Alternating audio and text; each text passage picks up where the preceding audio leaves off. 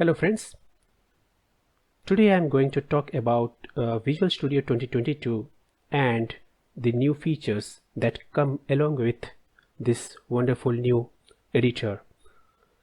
So the first feature which I will like to talk about is that it is a 64-bit software. If you want to check that, go to Help, click on About Microsoft Visual Studio, and you can see here that it is a 64-bit software.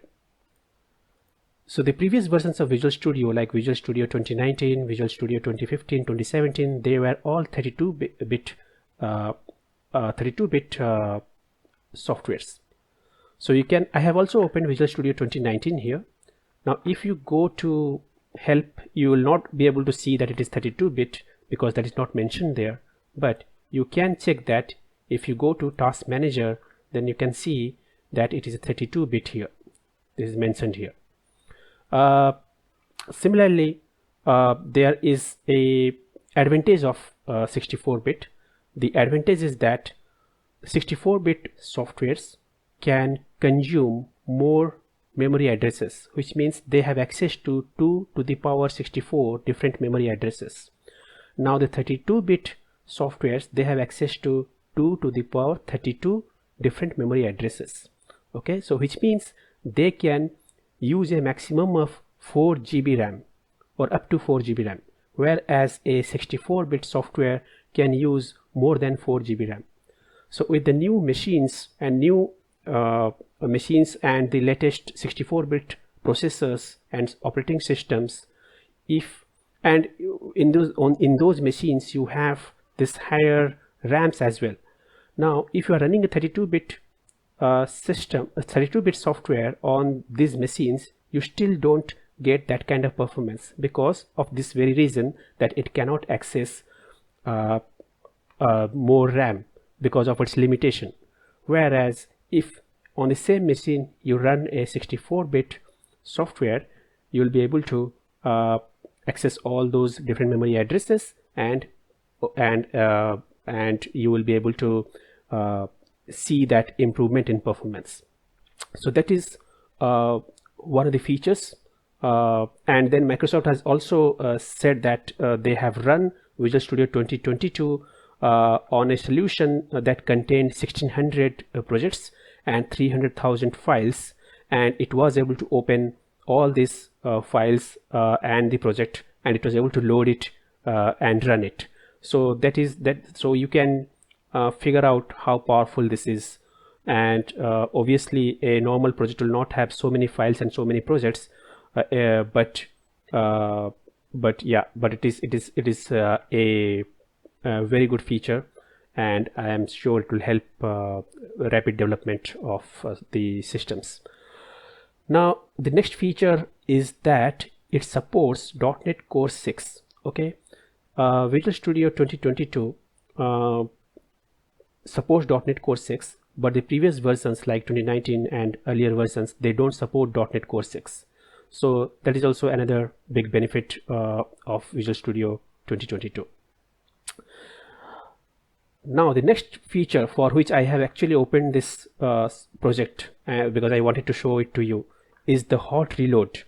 Okay, the hot reload is a exciting new feature. So if you are running the application and you want to do some changes when the application is running, then you can do the changes in the code, and that will be reflected immediately in your UI. So what I will do is, I have created this sample application here. It is called as tube demo, and it has some pages. Now this is the index.chtml page. So here you can see there is a welcome. So what I will do is, I'll run this application. Now the application is running, and you can see welcome here.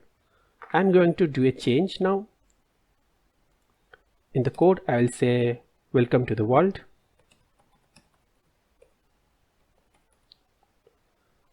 Save it,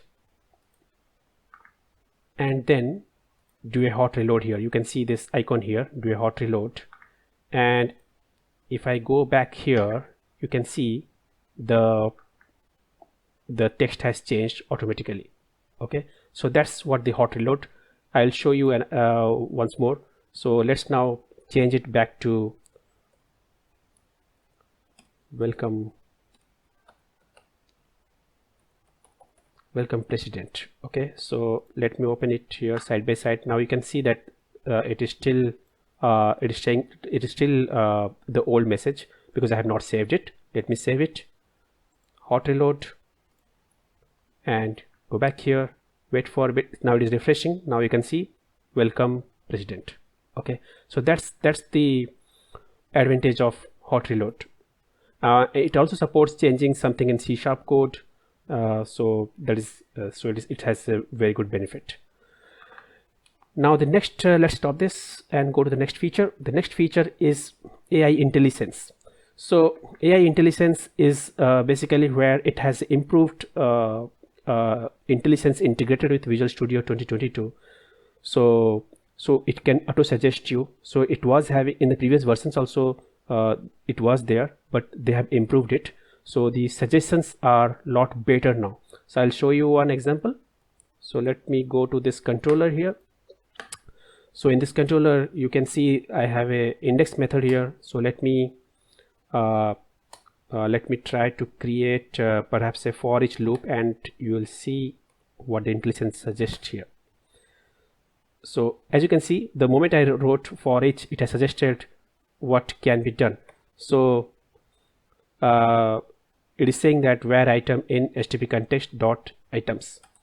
So now I hit the tab button, and so that whatever it was suggesting, so that has now become my code, and now I can use it to write my logic. Now again, it is suggesting that perhaps I will use a if condition, because that is what most of the programs do. Inside a for loop, you will have some kind of condition.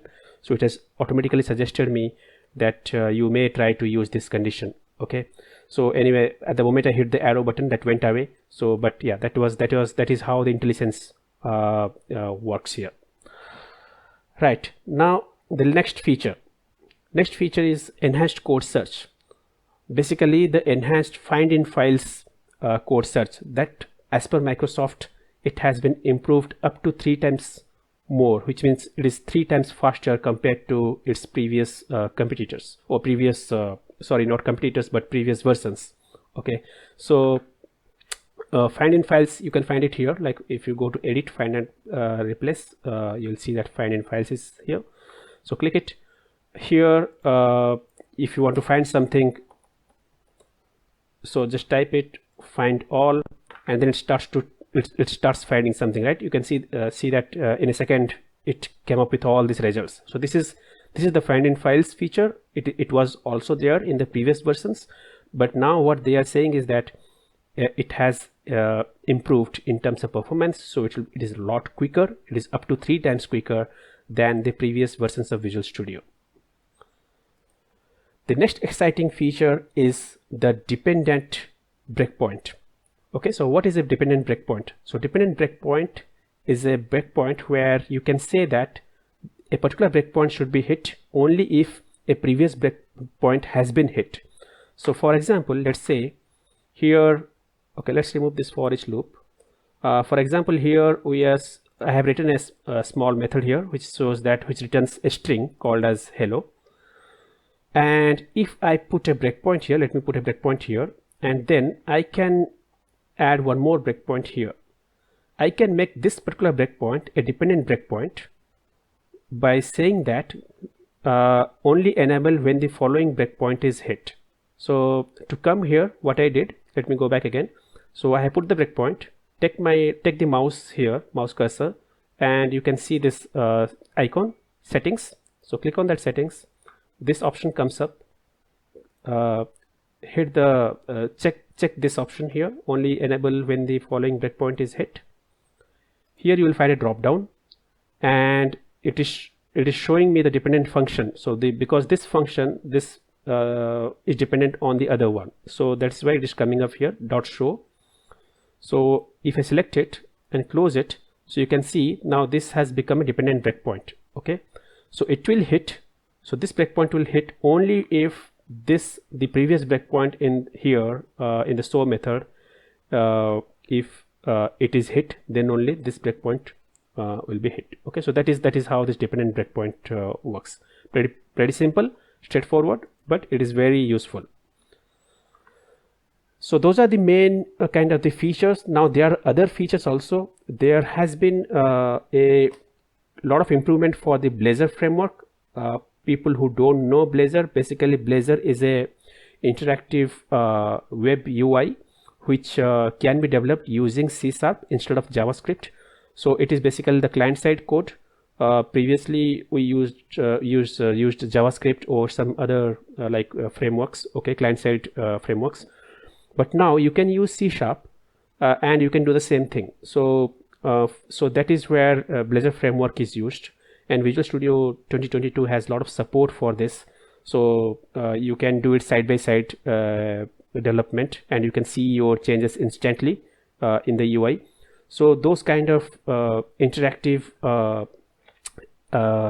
additions has been there to Visual Studio 2022.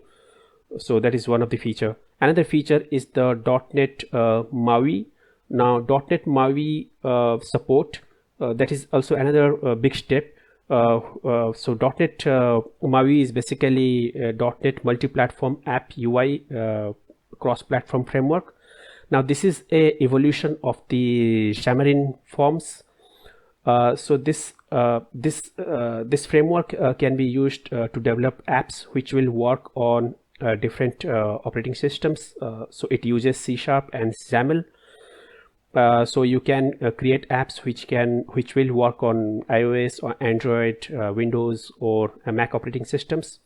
.NET MAUI is open source, and it is it basically improves the the development time. So because you are using the same code base to target different operating systems, so it will improve your development time.